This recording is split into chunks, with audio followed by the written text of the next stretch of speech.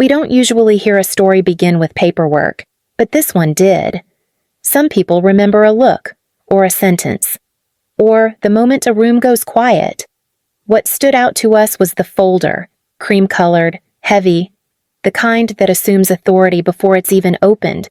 Avery Collins was sitting across from her parents when it slid across the table. She works in healthcare systems, the kind of work that never makes it into speeches or family bragging.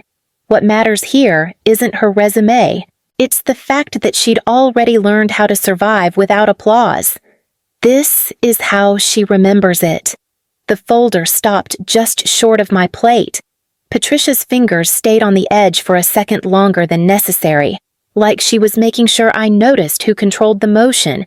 "Read it carefully," she said. "We didn't rush this." I opened it. Inside was a typed document, clean margins, bullet points, housing estimates, education support assumptions, lines that reduced childhood into categories. At the bottom, a bold total $418,700. Robert cleared his throat. "That's not a bill," he added quickly. "It's a moral accounting." "Moral," Patricia repeated. "We need clarity. Going forward." I looked up. "Clarity about what that we're no longer responsible," she said. "Emotionally or financially. Not for choices that don't align with the family." Sophie shifted in her chair. She didn't look at me. She didn't look at them either. I turned a page. There was a paragraph labeled Expectations, another labeled Conclusion. "So this is it," I said. "This is the conversation." Robert adjusted his jacket. "You've made it clear you want independence." I didn't say that. You didn't have to. The pen they'd placed beside the folder was already uncapped. I picked it up, signed my name at the bottom, and slid the folder back. Understood. For a moment. No one spoke. From the outside, it probably looked calm, almost polite. It was the sound of something closing that couldn't be reopened. I pushed my chair in, stood, and added one thing. "I'll be in touch about next steps." Then I walked out before anyone could decide what they wanted me to be. The door closed behind me with a soft click, the kind you only notice when you're already listening for it. I made it halfway down the block before my hands started to shake. Not dramatic, just enough to feel it in my fingers. I tucked them into my coat pockets and kept walking. My phone buzzed. Robert's name. I let it ring until it stopped. Then another vibration followed almost immediately. "Come back." His message read. "This doesn't have to be like this." I stared at the screen. The words felt rehearsed, familiar, the kind of sentence people use when they want time, not resolution. I typed, "I understand your position," then deleted it. Typed, "There's nothing to discuss." Deleted that too. I locked the phone and slipped it back into my pocket. A block later, another buzz. This time it was Patricia. "You didn't even react." Her text said, "That was unnecessary." I stopped at the corner and leaned against a brick wall. A bus went by, loud enough to drown out the sound of my breathing. Unnecessary. That word landed heavier than the folder had. I realized then what they'd expected. Tears. An argument. Something that confirmed I still needed them to finish the sentence. What they got instead was silence. And silence, apparently, hadn't been part of the plan. By the time I got home, my apartment smelled like cold coffee and dust. I sat on the edge of the couch in the dark. Sophie's texts arrived in rhythmic pulses. Mom's upset. Dad thinks you took it the wrong way. They paid for everything. Ave. You know that. What they paid for had always been a gilded cage.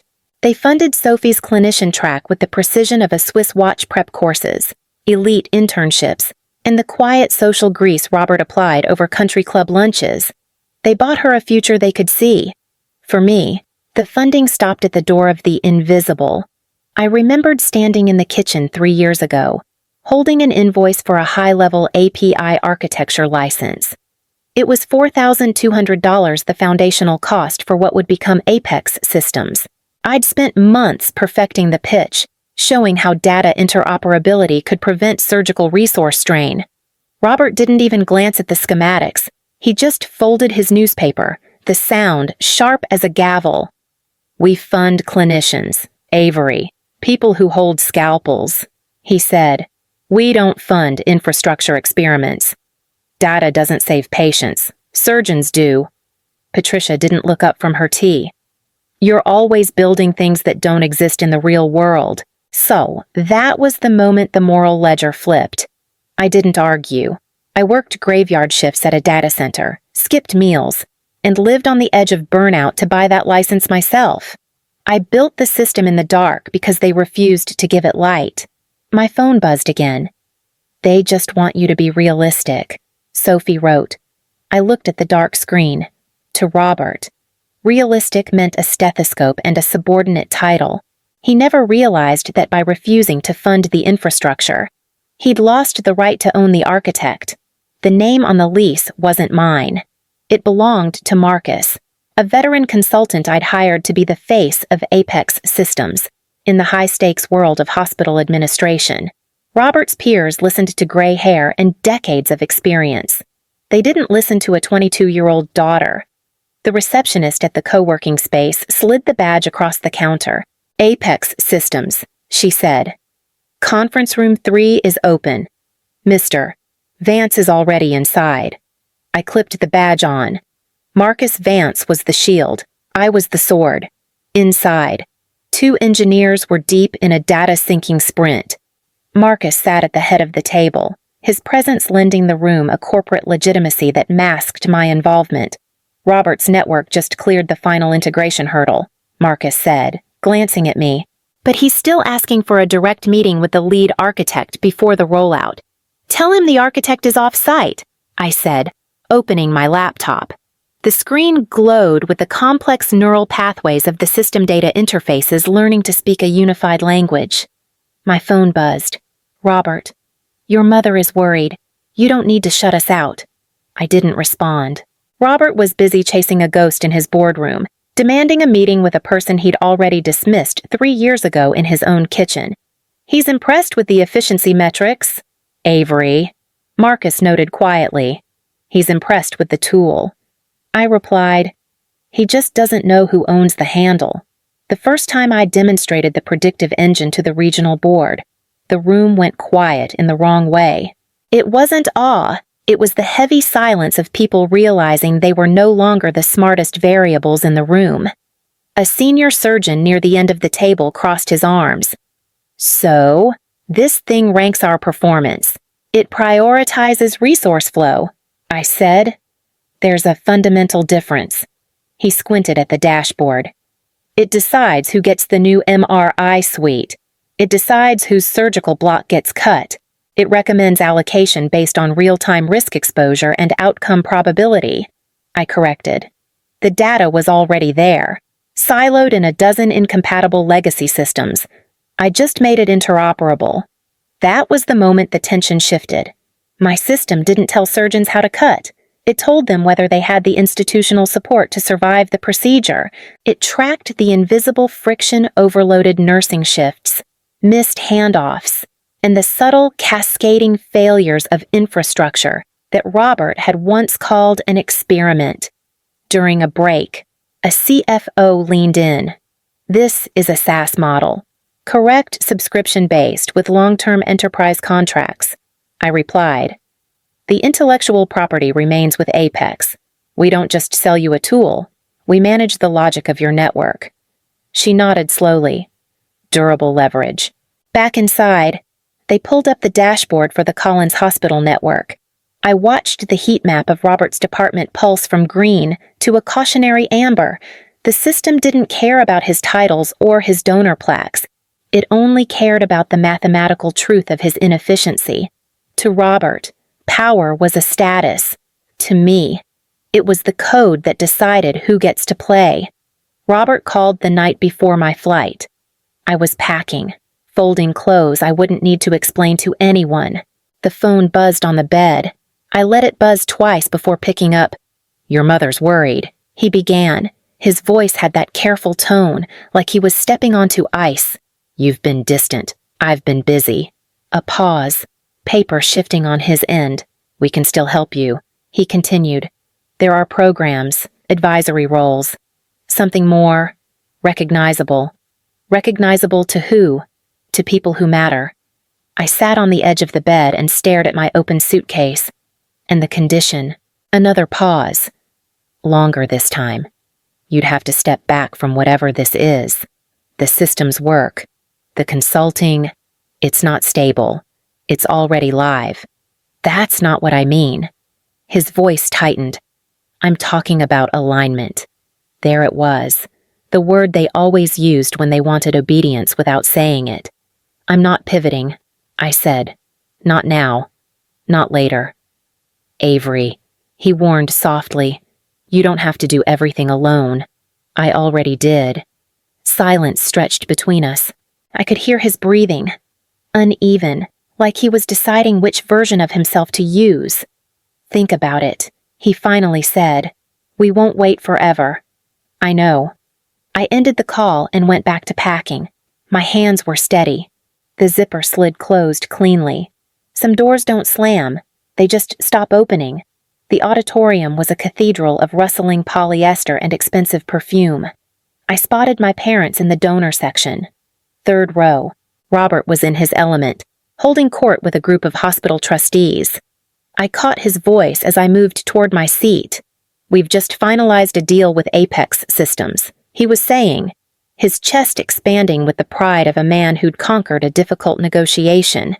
Their predictive engine is world-class. It's going to trim 20% off our overhead by next quarter. The architect behind it is a bit of a recluse, but a total genius. One colleague nodded. I heard the licensing fees are steep. Worth every penny, Robert replied, flashing his practiced boardroom smile. I sat in row 42 and waited. When the dean stepped to the podium, the air in the room seemed to thin. After the routine faculty introductions, he paused, leaning into the microphone. Before we confer degrees, we are honoring a historic partnership. This university is proud to serve as the birthplace of a technology now governing over 50 hospital networks nationwide. The giant screen flickered to life. The Apex Systems logo, a clean, minimalist geometric pulse, filled the space. Behind me, I heard Robert's sharp, involuntary intake of breath. He recognized the brand. He recognized the tool he'd just spent 20 minutes bragging about. We invite the lead architect and retained owner of Apex Systems to the stage. The dean announced, Avery Collins. The silence that followed wasn't polite. It was a vacuum. I stood up, smoothing my navy blazer. As I walked down the aisle, the screen transitioned to a live heat map of the regional medical data. In the bottom right corner, the proprietary tag read, Property of Apex Systems, under license to Collins Hospital Group. I didn't look at Robert until I reached the stairs. He hadn't moved. His smile hadn't disappeared. It had simply died on his face. He sat there, paralyzed by the realization that he was no longer the benefactor, he was the client. On stage, the dean shook my hand. Brilliant work, Avery. I turned to the crowd. From the mezzanine, I saw Patricia's hand fly to her mouth. Sophie looked like she'd forgotten how to breathe. Robert's eyes met mine, and in that 3-second gaze, I saw his entire worldview recalculate. He didn't own the clinician. He was being managed by the architect. The applause was deafening, but to me, it was just more noise. The ledger was finally coming into balance. The flowers arrived 3 days later. I wasn't home. The doorman texted a photo instead. White lilies, tight arrangement, a card tucked into the center like it belonged there. I went down to retrieve them anyway. Family, he asked, handing over the clipboard. I nodded once and carried the box upstairs. The elevator smelled faintly like cleaning spray. Someone had pressed all the buttons before getting out. The card was thick, embossed. Avery, we always knew you were capable. We're so proud of you. Let's talk soon. Love. Mom and Dad. I set the flowers on the counter and stepped back. They looked expensive. Careful. Designed to be seen. My phone buzzed while I was reading the card again. Patricia's number. I let it go to voicemail. Another buzz. A message this time. We didn't realize how far along things were. We'd love to celebrate you properly. Celebrate. Properly. I placed the card face down and washed my hands at the sink. The water ran hot. My palms stayed cold. Later that night, Sophie texted, "They're telling everyone you've been working on this for years." I stared at the screen until it dimmed.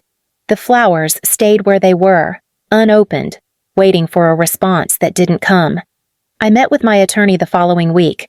Her office was quiet in a way that felt intentional. No music, no art meant to impress. She slid a document across the desk and tapped a paragraph near the bottom. "This is clean," she said. "An escrow transfer with a written designation. No ambiguity." I nodded. "I want the amount exact." She checked the figure again. $418,700. Yes. And the memo line, I took a breath. Settlement of moral debt. She looked up. Just briefly. That's clear enough. While she prepared the wire instructions. My phone buzzed on the table. Robert's name. I turned it face down without checking the preview.